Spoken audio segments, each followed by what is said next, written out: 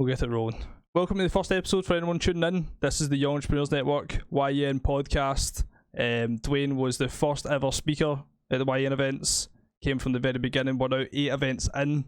The journey started back on December 17th was the pre-launch. Then the first event was like January 22nd. So this is going to be a series that's going to be rolling based on the speakers that we get involved into the YN events. And basically how the structure is going to run, it's going to be a series of about 10 questions. There's not going to be any time constraint. It's going to be questions that are going to consist of professional aspect, personal aspect, and just some weird and wacky kind of questions that I don't think any professional footballer, speaker, or anything like that would ever be asked. Just to bring out a different side to the guest. If you'd like to introduce yourself, Duane. Hi mate, yeah. As John just said, Duane Holmes. I was the first speaker at the first YN event. Obviously, I'm looking forward to doing this podcast with John. It's took him 10 minutes to do the intro, so we'll get into it. Cuss me out differently, mate. I'm actually not alright with that bit of sound. I might need to tell Scott to edit it. He'll keep it in, mate, and that'll be it. Right, cool. So the first question that's going to be asked is, what is one area that is outside of your profession right now that you'd be interested in getting into?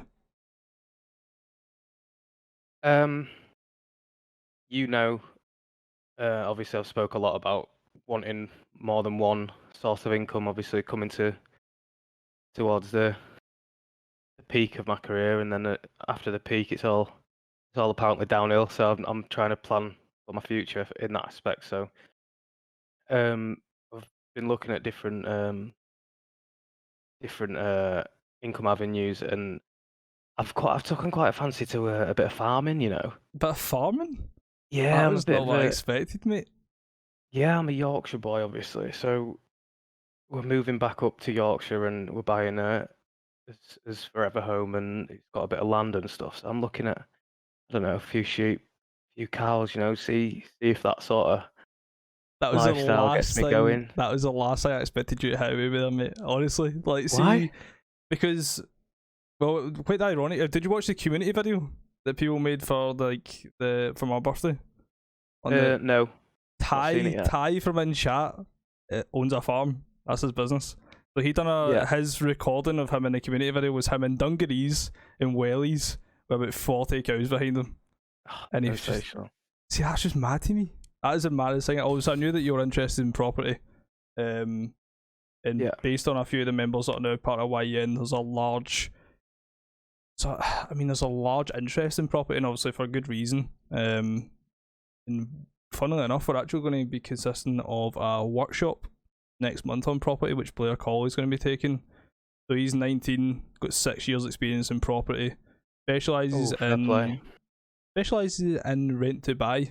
That's kind of like his thing, but I think they're planning on moving away from it and into some other different strategies. So he's going to cover that on the workshop, mate. Which, I mean, I just completed on my buy to let last month. The people moved in. Amazing, mate.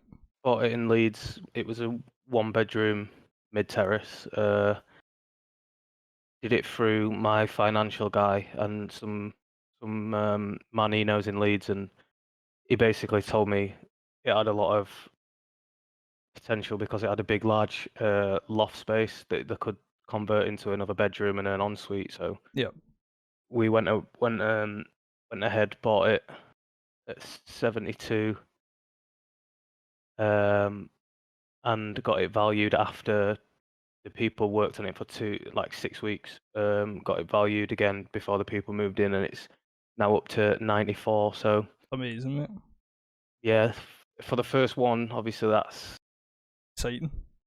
Yeah, it's exciting. It's obviously we want to get cracking on with the next one after this one went so well, and it's just nice to obviously the first one to be a success, and you can sort of take more, have more trust in it. Do you know what I mean? Yeah, 100%. I think when I looked at, because me and Blair ran through, I think it was on one of our checking calls, but I kind of ran through like the actual breakdown of what they do when they're investing in a property, the amount that actually goes into it in terms of breakdowns, getting trade prices in order to refurb and stuff like that, mate. It was nuts, man. It was absolutely nuts. I think I only really understood most of it because I studied accountancy, because it's in a similar layout. You've got the market value in which you're buying it at, or the pre-market value or whatever, whatever it's called. I'm not going to act like I'm a specialist in property, to be fair, mate. That's what Blair's going to be there for. But that's exciting times, mate. You on a farm? That's going to be nuts. I know. Dog's gonna go crazy, mate. What kind of dog is it you've got again? Weimaraner. I'm going to act like I know. I mean, I know what your dog looks like, to be fair. The hunting dogs. So obviously, when we get rabbits in his fields, he's just gonna be gone. Right, cool. Quite a juicy question on the football front. What is your dream five-a-side team from the players playing at the moment? Players playing now? Yeah, no past. Because if we've done past and present, we could be here all day, mate. I think goalkeeper. Who would I have in goal? Alisson. Yep. Alisson for me in goal. Ramos, centre back. Why Ramos? Purely for his sensational haircut. I want to see it in person. Two midfielders. I think obviously you could have Messi in there. Yep. And Ronaldo in there. Mm-hmm. Who else? One more. I don't think I need any more with that. I don't need any more. I'd be looking at, Neymar, Mbappe. I want some flair. I'll go Neymar just for some flair. Get some megs going and stuff, 100%, mate. And if we went into the past, we're not going to go into the full past squad. But if there's one player that you'd want in that from the past in your squad, who would it be? I'd say Gerrard. Gerrard. Purely growing up as a Liverpool fan, he was my captain, so I reckon Gerrard. That's a good shout, mate. That's a good shout. This question's probably a bit different, bit a funky question to be fair. What is the best compliment you've ever received? Oh, I like that. Yeah. I think it's when someone says that they love your energy, because I think that's a big thing that goes under the radar. Obviously, everyone's a bit superficial and whatever, but for someone to comment on your energy and the type of mood that you bring, I think that's a big thing, so I'd probably say that. 100%, mate. This question actually came up on, I think it was on Christmas Day, pulling a cracker. Me, my mum, my little sister, and Craig were all sitting around the table, and that was what came out, and I was sitting there thinking, and Rebecca was there actually as well, and I was thinking, I just wanted to, that's something that just never gets asked, ever. That's a sensational question. Yeah. So that's tremendous. In the manner in which the question was asked in the cracker was, if you could take one attribute from everyone at the table, what would it be? And obviously it was in a positive manner. It was in a positive manner. So what everyone was saying then turned into the best compliment I'd ever received. Which a lot of them said that they would. All of them said it was the way in which my brain operated in a logical front, where I'm able to break things down with my experience in accountancy and then now my experience in business, and just from the gaming side of things, the way in which I problem solve and I break things down. Mate, it just blew my mind, mate. I was gassed for the rest of the night, mate. Christmas Day, 100%. Having some Copa Mundials, mate, and I was just fucking loving it, mate. Loving life, man. I'm gonna ask Brooke that question when we're done. A belter, innit? Sensational, yeah. This one's proper funky. You've definitely never been asked this ever before, unless I've asked you. If you could shrink any animal in the animal kingdom down to the size of a chihuahua and have it as a pet, what animal would it be? Oh. Size of a chihuahua, so they wouldn't be able to rip you to bits. The way in which I've looked at it is it'd be like your boy. They'd back the beef. I think a wolf. A wolf? Yeah. Why a wolf? I'll be honest, right? Don't judge me, but me and Brooke watched the Twilight Saga the other day, right? And the wolves in there are sensational. They're loyal. They work as a team. Yeah. And they're built around respect, and obviously that's what life is for me. So I think to have your own little wolf that's your boy, I think would be sick. 100%, mate. Based on what you've described, that I've not watched Twilight, mate. So that's probably why I was shocked at your answer. Some of the answers that I've had I Sorry, bet what? I've not watched Twilight Oh, since I was like probably when I was like a kid, mate. But I can't remember what happens in it, mate. oh, you're not living right. It's absolutely Can tremendous. I get on I to mean, it's very, very cringy. it? Watching it back again at 26, it's very, very cringy, but it's cinematic masterpiece. You're in your prime as well, mate, and you're just sitting watching Twilight. Do you know what I mean? I know. It's moving How good is nuts, it? mate. You're moving nuts, mate. Some of the answers I've had. My best mate Scott, he said a panda. And a panda just rolling about, mate. Just a tiny wee panda. I mean, you'd constantly be happy, wouldn't you? Aye, literally, mate. You just would. Yeah. I think for me, if it's a pet, it's going to back my beef and all that. I'm having a gorilla, mate. Yeah. Just wee mini gorilla just rolling about the gaff, mate. Life would be blessed, mate. Life would be so blessed. Slamming people around like the Hulk. Literally, mate. If it still kept its superhuman strength, mate. Well, I mean, it would because I created. I mean, it's That's sensational. my thing, mate. So, yeah, but I think one of the answers I seen that blew my mind was a great white shark. Have it shrunk down to that size and then having it in a, what's it called?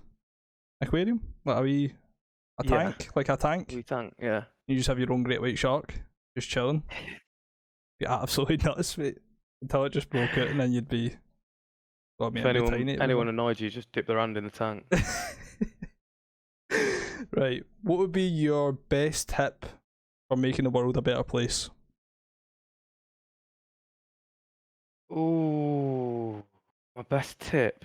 Like if everyone applied this tip, then the world would become a better place.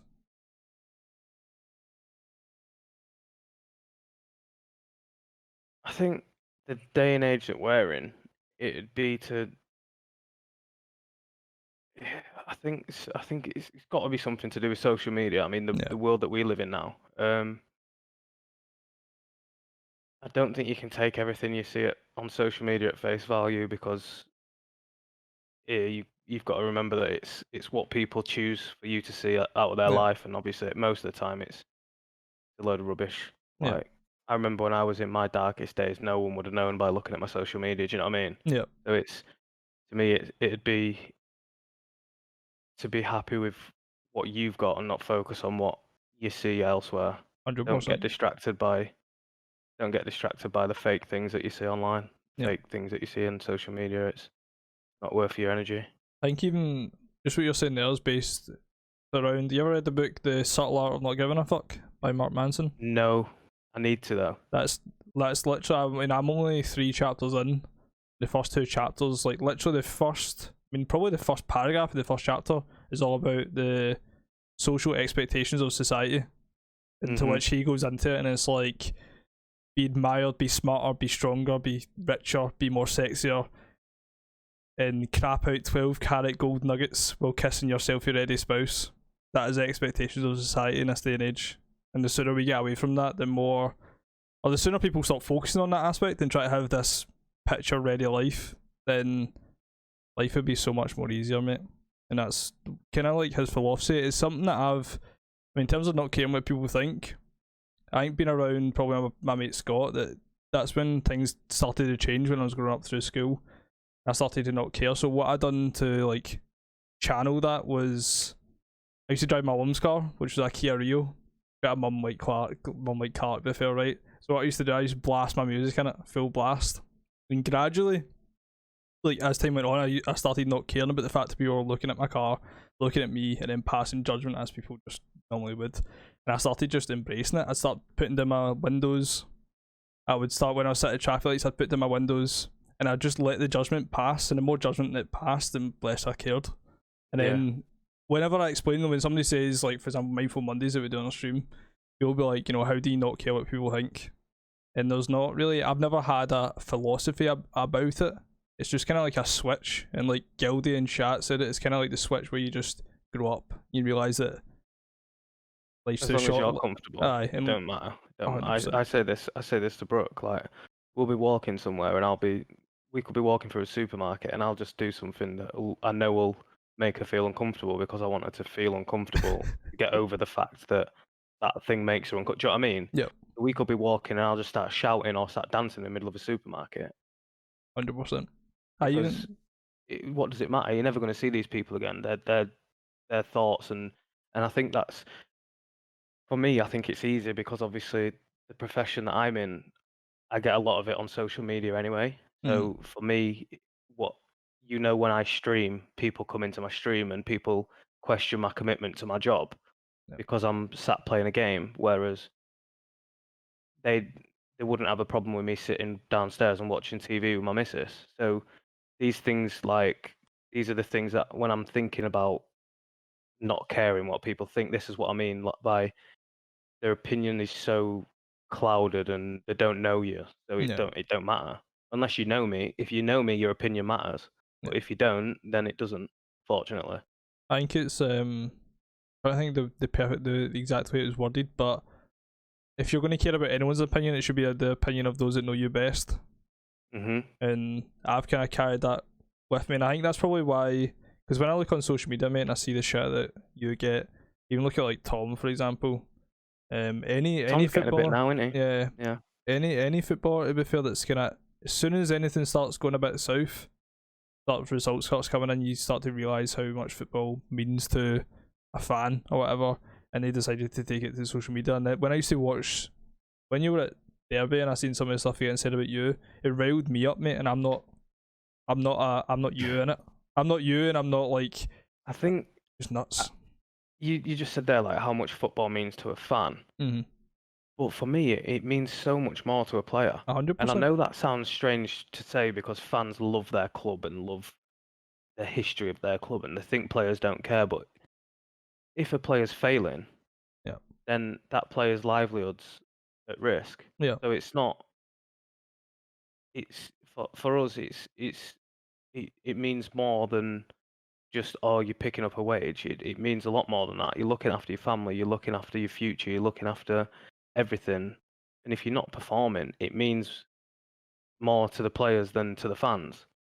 If that makes sense. Like from my opinion, anyway. No, 100%, mate. It's our livelihoods at stake, and I get it. I understand it's their club and whatever, but we go through that with them, and we get dealt the shit hand after if you fail. If you know what I mean. So it's that's I've never really understood the whole players don't care and blah blah blah, and so like I say, those people's opinions that I don't know don't.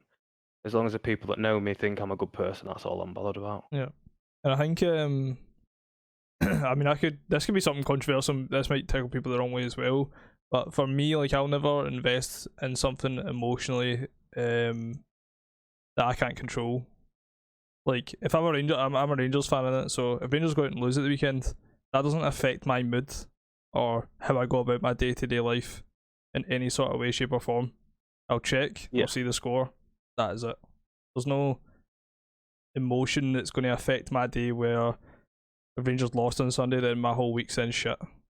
Or I'm going to go to social media and I'm going to buy Jack or something. Do you know what I mean? How ridiculous is that in my head? Like, in my head, it's just like, why would you ever do anything like that? And for me, especially through gaming, mate, and when it comes to a positive environment that is built on constructive criticism that actually means something, and if you take it on board, you become a better player, you become a better individual.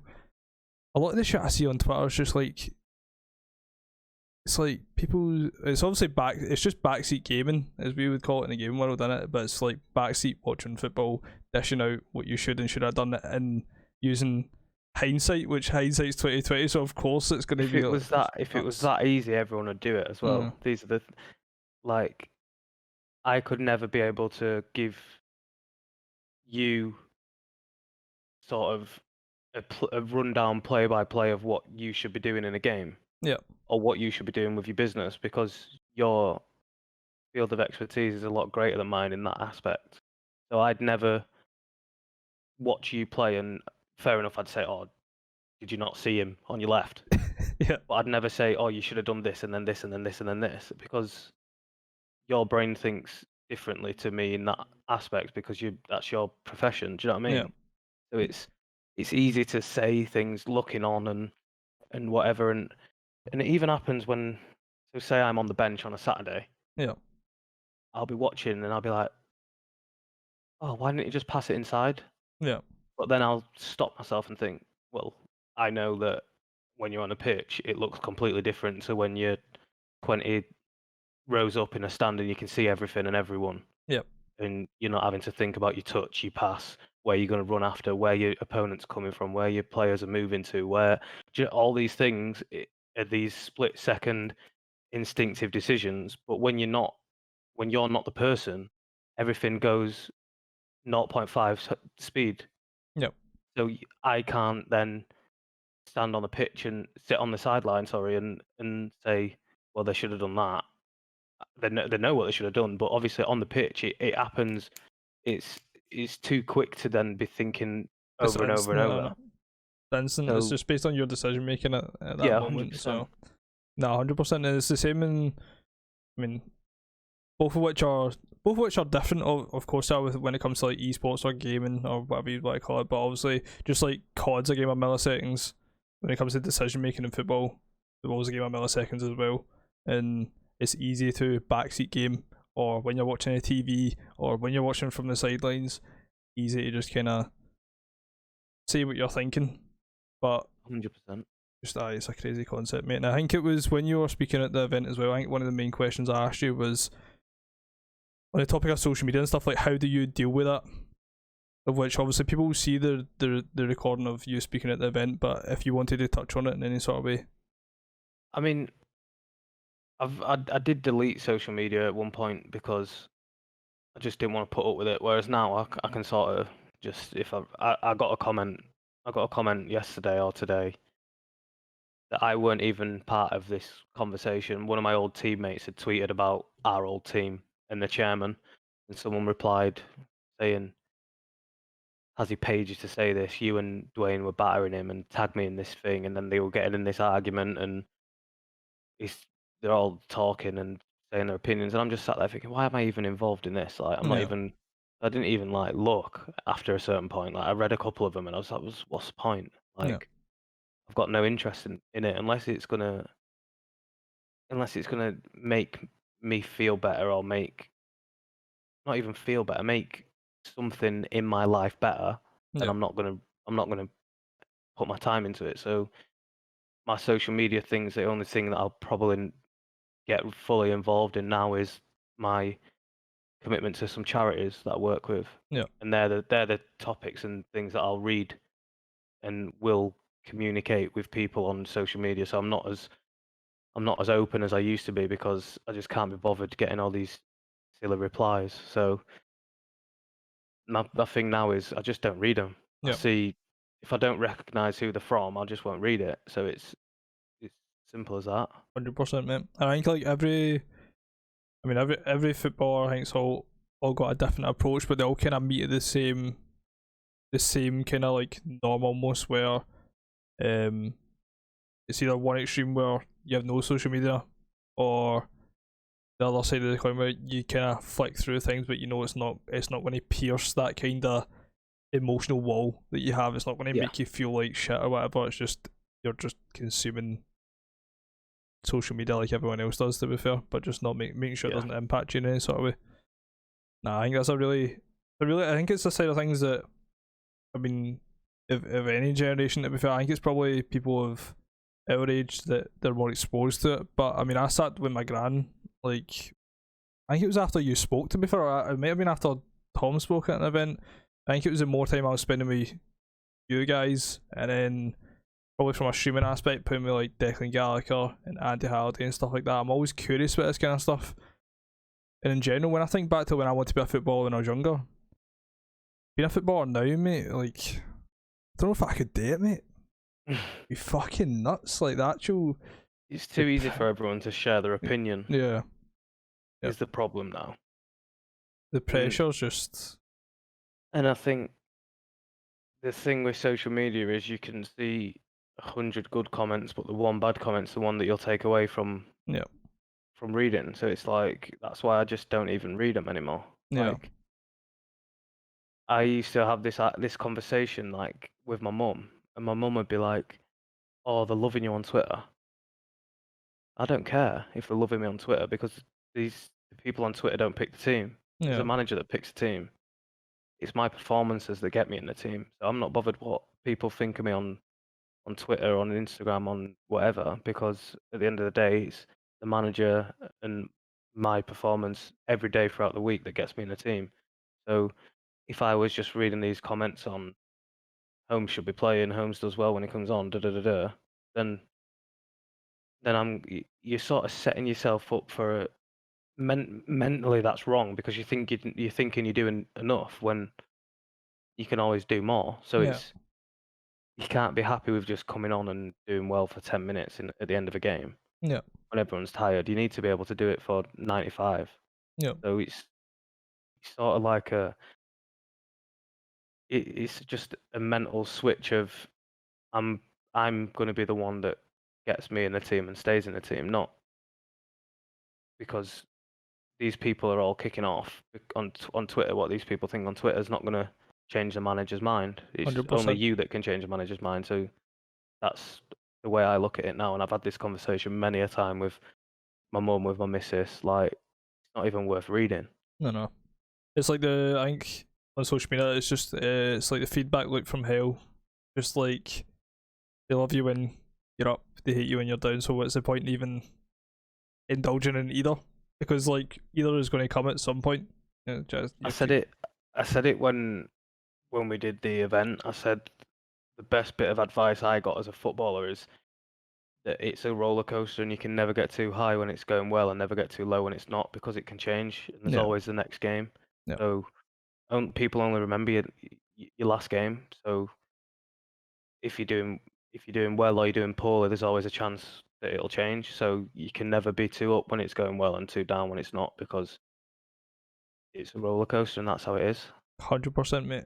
And also, I have questions that I'm roughly sticking to, but there's also some kind of questions that kind of bring to mind, and I think one of them is when you're speaking about the highs and the lows, right? The first player that always comes to my head, I don't know why, but it's like Fernando Torres. Yes. When he was at Liverpool, yeah. one of the best strikers in the world, and then when he went to Chelsea, it was mental. All mental for me. Yeah, I think it's all mental. All 100%. Yeah. 100%, because he showed glimpses at Chelsea, he showed glimpses of the player that he was at Liverpool. But I think maybe the backlash of him leaving Liverpool because he was Liverpool's best player by a mile. Yeah. No one wanted him to go. Liverpool fans are very passionate, and no doubt he would have seen some of the things that were happening. Yeah. He was getting called everything because obviously at that time Chelsea were brilliant. Yeah. They've got a lot of money. People probably thought he'd gone for the money and didn't care about the love of the game and all this. And then you don't go from Liverpool to Chelsea for 50. I'm sure it was 50 million. You don't Yeah. go from Liverpool to Chelsea for 50 million and be rubbish. Yeah. Like you can't be a rubbish footballer getting bought for 50 million. It's impossible. Yeah. I think you're kind of witnessing it just now with like Timo Werner a little bit. Yes. And exactly. I actually feel really bad for him, mate. I see it everywhere, mate. I see it everywhere. The pressure to perform when you've been bought for 50, 80, however many million they pay for these players. Yeah. If they don't score 5 in the first 5 games, they're considered a flop. Yeah. This is truth. This is the truth. And you've got to remember they're coming from a completely different footballing culture. Yeah. Because we had a German manager at Huddersfield and he brought a German culture to Huddersfield and everyone had to buy into it. But it was so different to anything I'd ever seen. Yeah. It was the first foreign manager I'd worked under. Like, even little things like these little things are normal now because British coaches are sort of seeing that it works, but sort of training at the same time as you play. No one in England did that. Yeah. And Wagner came in and we was training at 3 o'clock every day. Players were fuming that they were coming in at 9 o'clock in the morning, doing a running session in the morning. And then you could go home, but you had to come back for 3 o'clock to train on the grass. And that's just all conditioning your body to play at 3. Yeah. If we played at 7:45 on a Tuesday, we trained at 7:45 on a Monday night. I mean, it makes sense, doesn't it? Like, So logical. These little things, but when you're conditioned to know one thing, that's your comfort, that's your safety blanket. Yeah.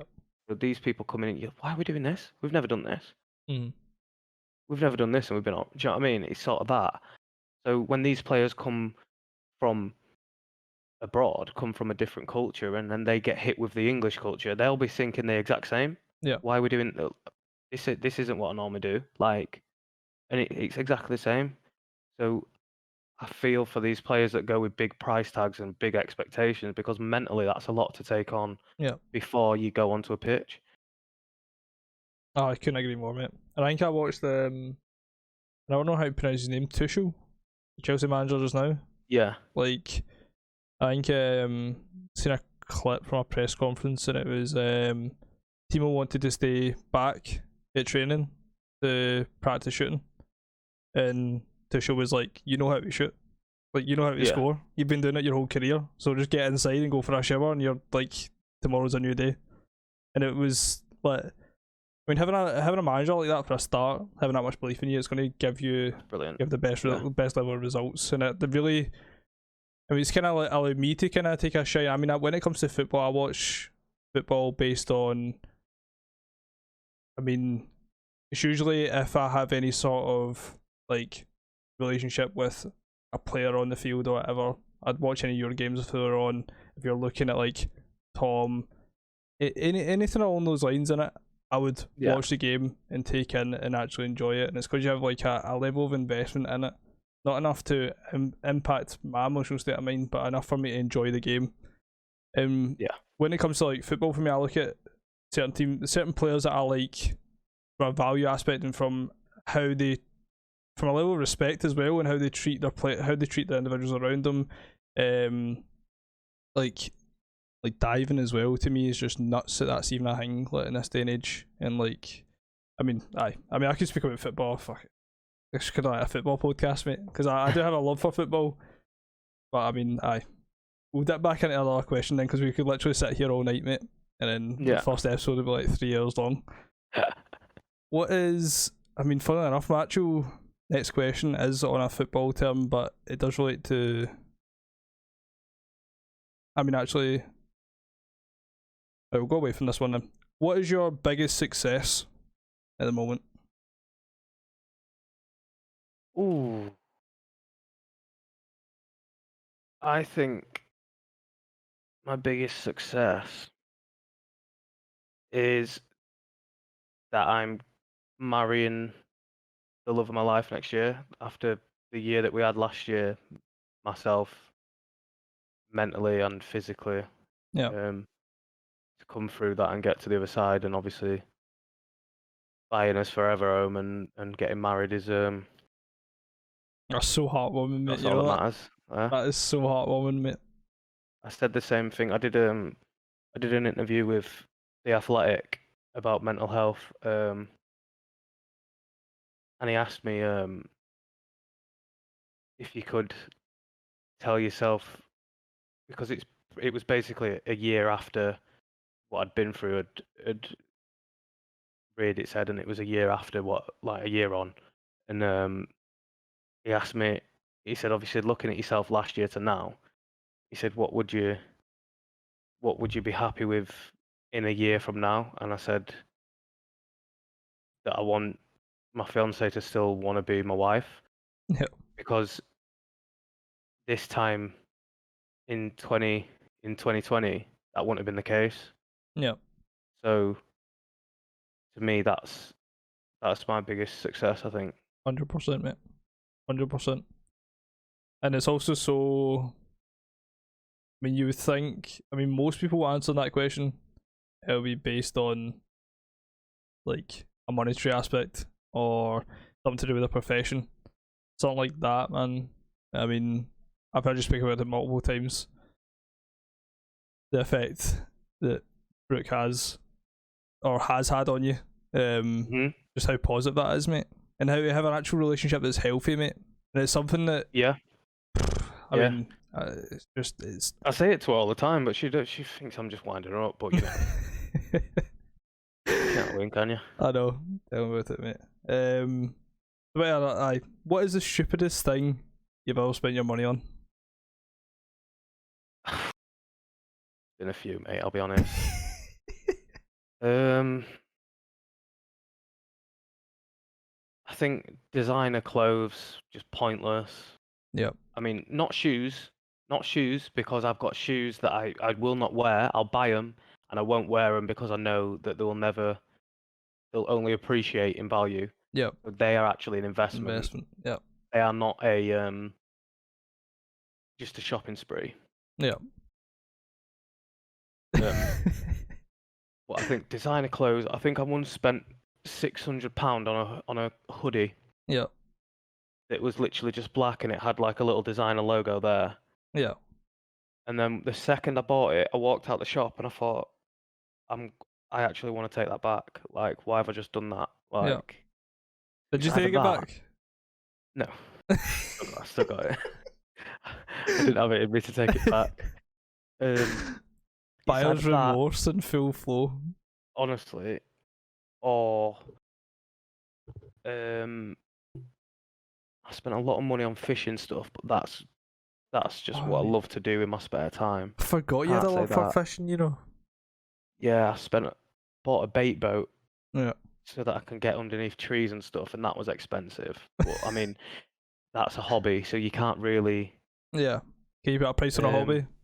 No, you can't. It brings me happiness, so I'd say probably buying bottles at a nightclub when I was younger was a massive waste of money. Yeah, because it's gone like that, innit? Oh, it was good at the time. Don't get me wrong. I know, but it's just. Oh, we had a good night, and then you wake up in the morning and see the receipt in your wallet, and you're like, what? Yeah, so probably designer clothes and alcohol. Yeah, and I think when it comes to fishing, for me, I mean, my granda loved fishing. That was like his pride and joy, man. His pride and joy. I remember I mean, even when I was younger, he used to take me, and I was maybe like 6 or 7, sitting there wondering what the fuck I was doing. Sitting just like sensational, mate. I bought a truck, mate. Yeah. 2 months ago. I bought a 2006 Nissan Navara from one of the coaching staff at Huddersfield because he didn't want a lot of money for it. And I thought it'll keep the value of my car high because I won't have to drive my car as much. And it'd be perfect for fishing and taking the dog away for weekends because we love taking the dog away. Like, you know how much we love our bloody dog. Yeah. And we love nothing more than putting him in the back and taking him to the beach or wherever we want to go. Yeah. And it'd be perfect for that sort of thing. And it's literally on the drive now with all my fishing gear in it, packed and ready because I'm going at the end of the season, which is nearly 2 weeks away. Yeah. It's like, to me, like them sort of things you can't really put a monetary value on because I go fishing to forget the stresses of my job. So I've just been nothing but football for the last 7 months. Yep.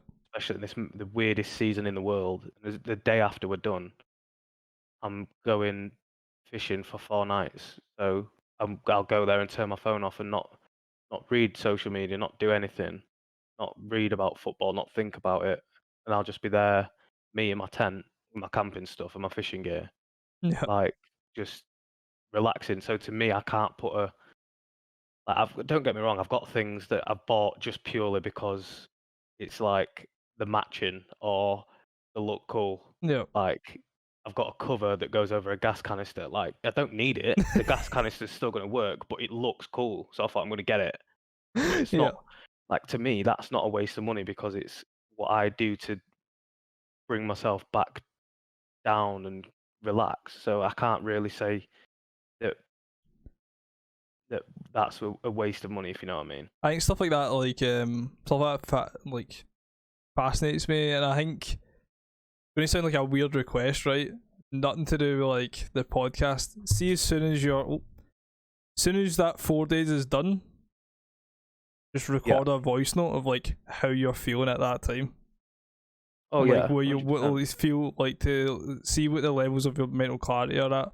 and that's something for me that I'm trying to work on so much at the moment, try to put so much focus on, because streaming full time, running YEN does take a toll, and I feel like I put a large amount of pressure on myself to like succeed in both, and I'm incredibly consistent. And even like the post I put up on Twitter not too long ago, 250 days straight of streaming in what for the last I appreciate that, mate. The last 3 months of that 250 days was YEN alongside it, and like that's tremendous work ethic. Operating at 100% is like my goal, to be able to do that on a regular basis, because I took 3 days off, and it was only because it actually took a toll on my body. I was just fucked, mate. Just exhausted. Yeah. And I took Friday to Monday off, and when I woke up on Monday, by the time I'd came out the shower, because you're in that zen state of mind, by the time I came out the shower, I'd worked up 3 solutions for problems that had been within YEN or streaming or within content for the last like 3 to 4 weeks, but prior to that. So like, I want to achieve that as much as possible. Because you were thinking clearly, more efficiently. Yep.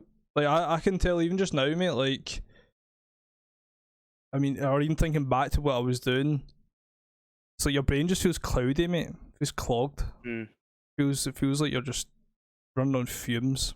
So for me, I'm trying to incorporate meditation, tracking as a daily habit. I think that's the only way in which I can actually achieve what I'm doing at a high level of output without taking 3 days off a week. It's incredible how many people suggest meditating. You ever tried it?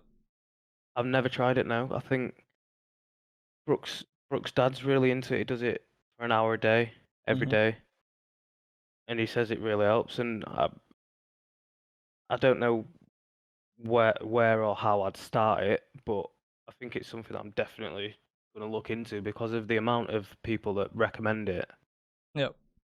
I want to see what it's all about, you know. What I could do is, I watched a podcast with Joe Rogan and Naval Ravikant, in which Naval speaks about meditation for about 20 to 30 minutes on it, and he basically explains it from start to finish, and not in a kind of way where, because the way in which he speaks about it, a lot of people use it as like a status indicator nowadays.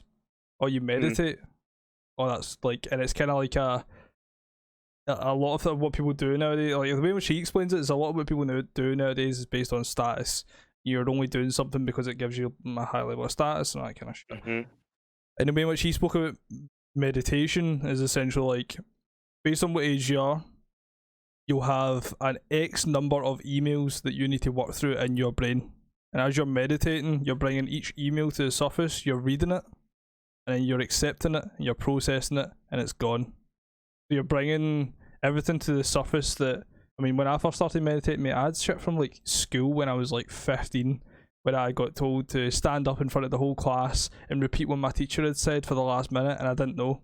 As a matter of fact, the class laughed, and as a result of that, I think that kind of like had an impact on like a level of imposter syndrome for me, because that was the reason why I looked into it.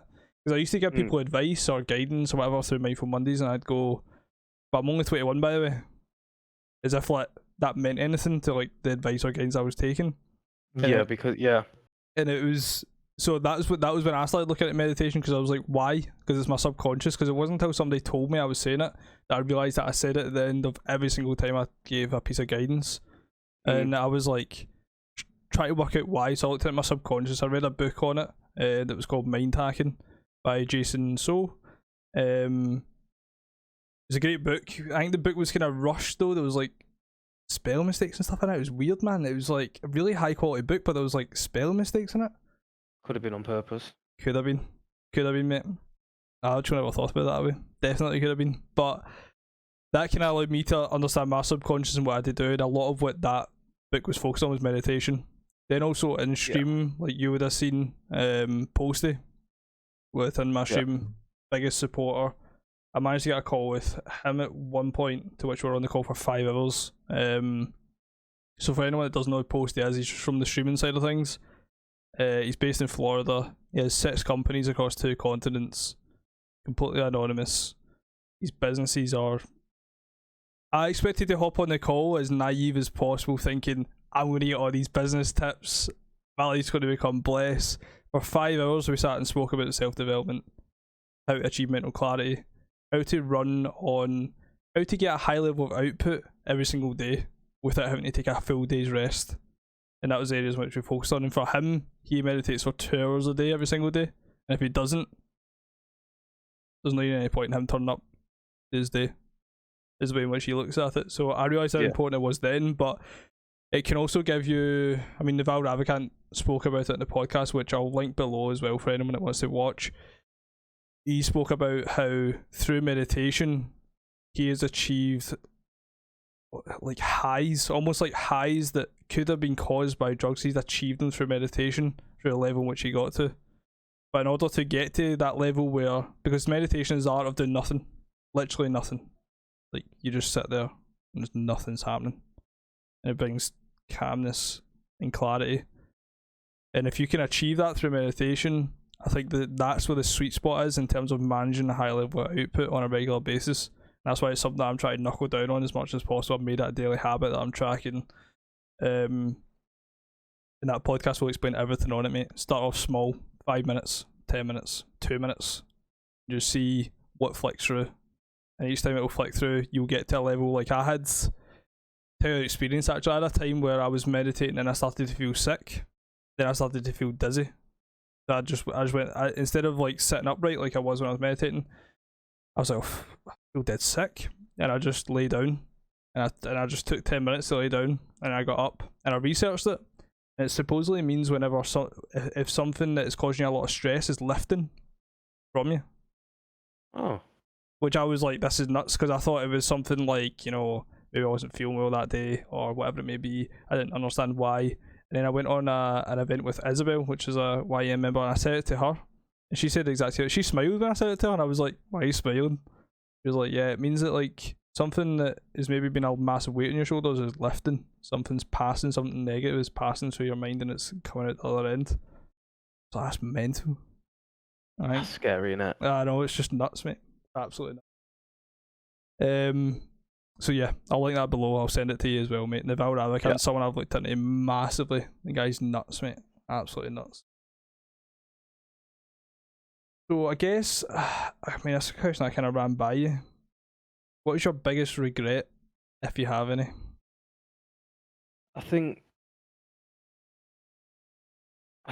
the way I look at it is, without everything happening exactly how it has, I wouldn't be where I am. So, would I change things? Yes. Yep. Do I regret things? I don't think I do. So the butterfly effect in it, like every small thing that happens, even if you break it down in football, you know, if the right back decides not to pass to the right bin that passes to the centre back, the whole game could have changed based on that one pass. And it's like exactly that. It's the butterfly effect of life. You could have literally just not went to the shops one day. And exactly, and I think that's a scary thing to think about. Obviously, I probably going through my best patch at Derby, and then I went into a tackle that I probably didn't need to go into. 5 minutes into a game, on the edge of their box for no reason. I could have just let the defender clear the ball, but I went into the tackle and I ended up breaking my leg. Yeah. And I used to say, oh, I was in a good moment. I had 1 year left on my contract. I was playing really well. Yeah. What would have happened if I'd not got injured? Yeah. Would I have got a big move? Would I have done blah blah blah? But then when I bring myself back to reality, it's pointless thinking about that because it didn't happen. Yeah. So what can I do to get back to how I was playing, to get back to how I was feeling? Do you know what I mean? That's how I try and combat it, and I wouldn't change anything because now I'm back at my hometown club. We're buying this forever home. We're getting married. Yep. We've got all these good things coming from what we've been through in the past. So I wouldn't say I regret anything now. Gotten you to where you are today, innit? Exactly, and it's funny when you touch on that. When I was younger, I mean, pretty much I think It's a thing in like Scotland where everyone always talks about a career-ending injury and all that kind of stuff. When I was about probably 11 or 12, mate, just being scouted by Rangers, just being scouted by Hearts. I was actually at Hearts for 6 weeks on trial. Football looked like it was like going sky high. I was still incredibly young at the time. My gran was buzzing. My gran was like my manager, mate. She was like dishing about everywhere. And then my boys club team at the time asked me to come and go to a tournament up in the air. And when I went to that tournament, obviously everything was going well. I was loving my football at the time. And I started winding up the goalkeeper. And the goalkeeper said, "I'm going to break your legs." And it's like the same typical stuff you hear on the pitch, and it like people are going to do things. Yeah. I just laughed it off. And then there was a point in the game where I had the ball, the keeper was off his line. I was probably just further on the halfway line. It was just a breaking play. And if I shot, it most likely would have went in. But instead I decided to take on the defender and then go to a 1-on-1 with the goalkeeper. And I also could have passed it around the goalkeeper. I could have chipped the goalkeeper, I could have scored or just shot in general. And I took it round him, and as I took it round him, just took me out, mate, fully. And I tore ligament in my knee. And I was done, mate, for like a year to a year and a half. And I was in whatever you call it, a frame, a brace. Yeah. Literally had to get carried up and down the stairs to go for like a bath. It was the most... When I came back, mate, it was the weirdest experience of my life, mate, because I came back... I mean, I got told I was going to be fine within like a couple of months, just wasn't. And then the case. I remember I came back and I went to touch football for the first time, and I just didn't feel this like I don't know how to explain it. My legs and feet didn't feel the same when I was touching the ball, mate. You would understand that actually from breaking your leg. It just, and I was like, am I ever actually going to get like that feeling back or whatever? And eventually it did, mate, but nothing ever came from football for me, and it quickly shifted to gaming, and that's where I found my passion. Obviously that's got me to where I am today. But when I used to beat myself up, mate, when I was younger, like if I just didn't go to that tournament, or if I just shot at the halfway line, or if I didn't take it around the keeper, I just stopped caring, mate, because it's got me to where I am now, where full-time streaming, run a young entrepreneurs network surrounded by individuals of the highest quality. Life's just a blessing, mate. It's crazy. And I'm sitting doing a podcast with the main man, Duane Holmes, bro. Life has just peaked. So I guess we'll round it off there then. What is next for Duane Holmes? Ooh. What is next? Just continue being me. Try and stay in the same state of mind as I'm in. Look forward to whatever challenges come in my career next, and try and keep my personal life as good as it is at the minute. That's all that matters to me. 100%, mate. And that's probably, if I was to put that to an answer on which you would have came out with, it would be something similar, because you're so focused on the internal and you're not the external. And I think that's a key to life. I think you can only control what you can control, and if you give everything to know that you're controlling everything that you can do, then whatever else will be. That's how I see life, and I'm trying to pass this message on to Brooke, because Brooke worries a lot more than me, and she's, "Oh, you're always so chilled, and how?" And it's because I say we've controlled everything that we can control. Now whatever happens. Like that is, whatever happens. We deal with it, and we continue doing as best. That's it. That's as simple and plain as my mind gets, I think. 100,000,000%, mate. And I've looked into like Tony Robbins, for example. Tony Robbins spoke on it was an interview of some sort, and he was like, people major in minor things. People know more about a celebrity going in and out of rehab than they know about their own personal development. Same instance in football. And I think that what I took from that is that if everyone just focused on the internal, focused on themselves, the world would be a much better place. And I think that's... would it? Would it? Yeah. Oh, it'd be phenomenal, mate. It'd be phenomenal. But it's what makes us different. Going all the way back to social media, I've actually banned the phrase Kardashian on my Twitter. That is where we're at. Like, like I don't care for it. Yeah. like I've banned the word Kardashian from coming on my social media. Like I don't want to read it. I'm not bothered. Doesn't surprise me, mate. Like I'll follow them on Instagram, but that's about it. Yeah. Like I don't want to read about how many bloody roses they got on Valentine's Day. I'm not bothered. Like the word Kardashian is actually banned on my Twitter. I promise you. That doesn't I'll surprise me. try and send you a picture of it. I actually banned it like 2 years ago. Doesn't surprise me, mate. It's just mental the world we live in, mate. But You've just hopefully, got to like focus on you and be the best version of you can be, and then hopefully, I'm a big believer in monkey see, monkey do, and I do it every day when I'm driving. no, Like I'll drive, right? I'm not the best driver, right? I will occasionally go 75 mile an hour on a motorway. I'm not going to say I don't, but I'll never drive up someone's right. I'll never drive really close up someone's arse. yeah, And I'm a firm believer of if I'm not doing it, the people slowly but surely you get a condition to if they see someone doing something, people copy it. yeah, So like going back to the internal thing, like the more people that focus on themselves and other people will start taking note of it, and when it becomes the in thing to do, yeah, then you'll gradually see things change.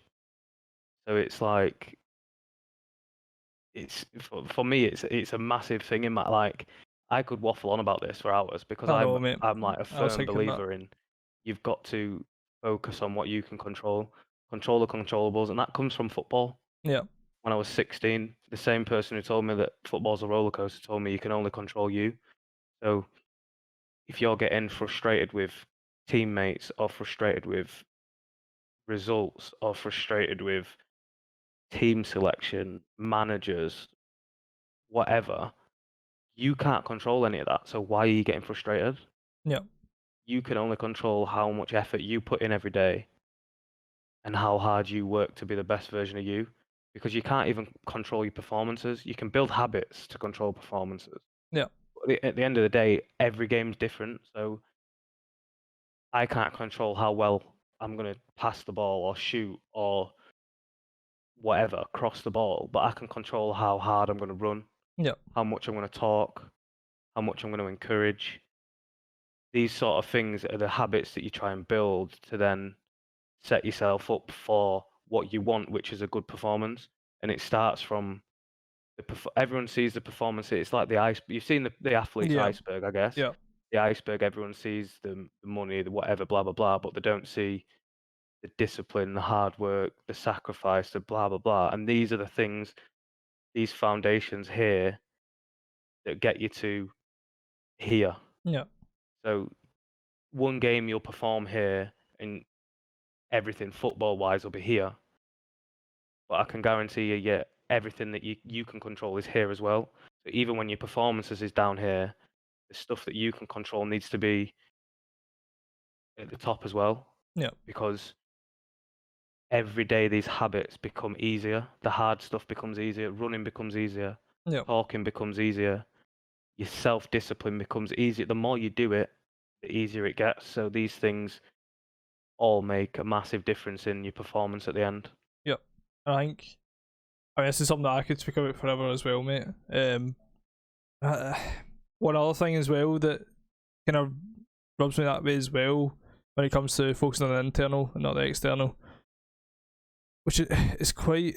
I mean, it's on probably pretty much the flip side. But when I look at like gaming, when I look at tournament atmosphere, when I look at a football atmosphere, for example, some of the ways in which people speak to one another always baffles me, mate. Like beyond belief, speaking to each other like they're a piece of shit, not being constructive. For me, Blame instead of yeah, help. and it's never been something that is ever positively impacted me in any sort of way, like No. ever. It's only ever negatively impacted my performance, and that's why when I build like my stream, for example, it's to give people the positive engagement that they deserve on a day-to-day basis, and not everyone gets. Something as simple as, "What's happening, Dwayne, mate? How's your day been? Oh, your day's been shit. How's it been shit? Been shit because of this, right? Cool." So if I can't offer an immediate maybe logical solution there and then where to make them feel better. Feel, mate, kick your feet up, enjoy the stream, just chill and relax. This is going to be a positive atmosphere. I'm not going to be sitting here bitching about the game that I'm choosing to play. I'm not going to be sitting here complaining about things that are going on in my life on a day-to-day basis. It's about creating a positive environment.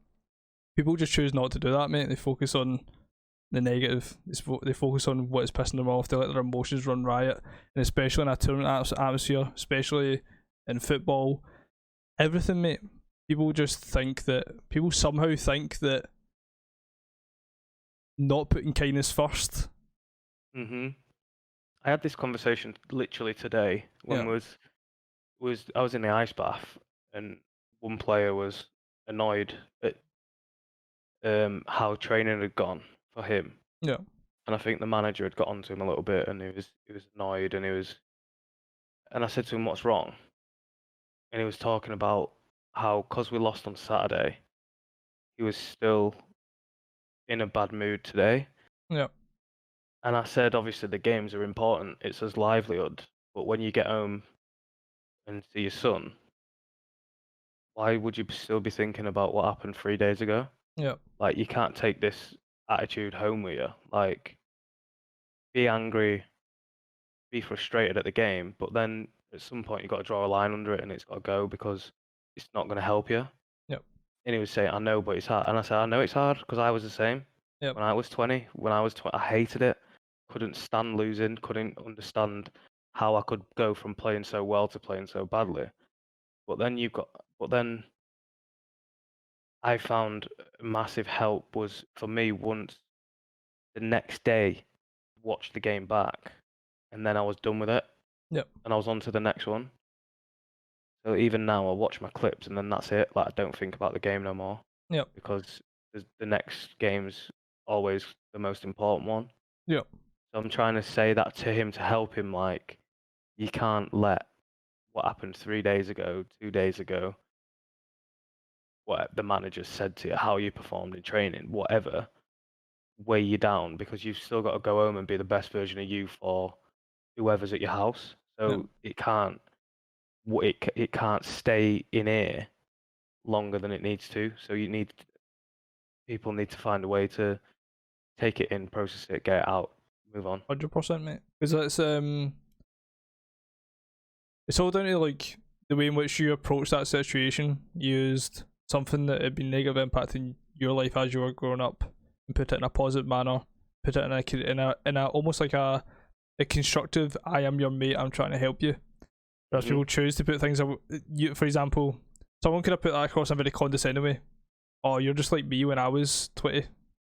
You know, get over it, mate. Things get easier. But instead, you approached it in a way in which was positive. It was constructive. It was a way in which was actually going to help him. And if he actually took it on board and he applied it to his life, he'd most likely be a lot happier. Whereas 100%.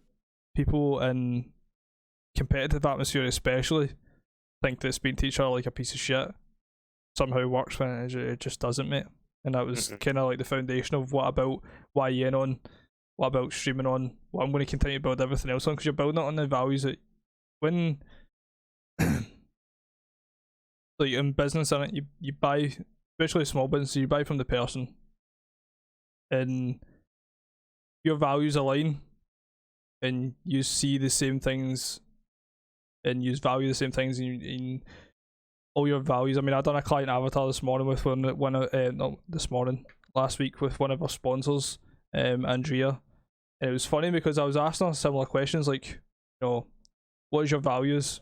And everything that she valued, weirdly enough, was exactly what I valued: trust, respect, integrity.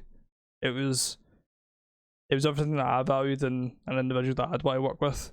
And as soon as you surround yourself with people, like-minded individuals that value the same things as you, it's in a positive environment.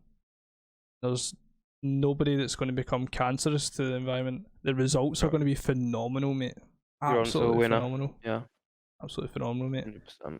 But what I'm going to say is, though, when I get the hub sorted, when I get a podcast studio sorted, in person, not just an hour, mate, we could sit and speak for hours, mate. We'll do a bad boy session, mate. In person, we need one just to spill we're always like this. We say we're not going to chat for too long, and it's been what, an hour and a half. Yeah. It's just what, like, we could go for 6 hours, bro. Easy, mate. Easy. So, aye, we'll round it up here, and then when the hub is sorted, studio's sorted, we'll sit, get some food ordered, maybe have a few drinks, mate, and it'll be fucking sensational. Be nuts, mate. So, thank you very much for everyone that's tuning in. First episode of the Entrepreneurs Networking podcast with the man himself, Duane Holmes. The next episode is going to be rolling out probably over the next couple of weeks. We're going to stack up on a few recordings. For the first podcast, mate, setting the bar high once again. Just like when you were the first speaker, mate, you set the bar so high, and from then I had to follow suit and getting some high quality individuals, mate. But I appreciate it, mate. Thank you very much for coming on. No worries, mate. And once again, thank you for everyone that's watching, and I'll see you all in the next one. All right, see you later, guys.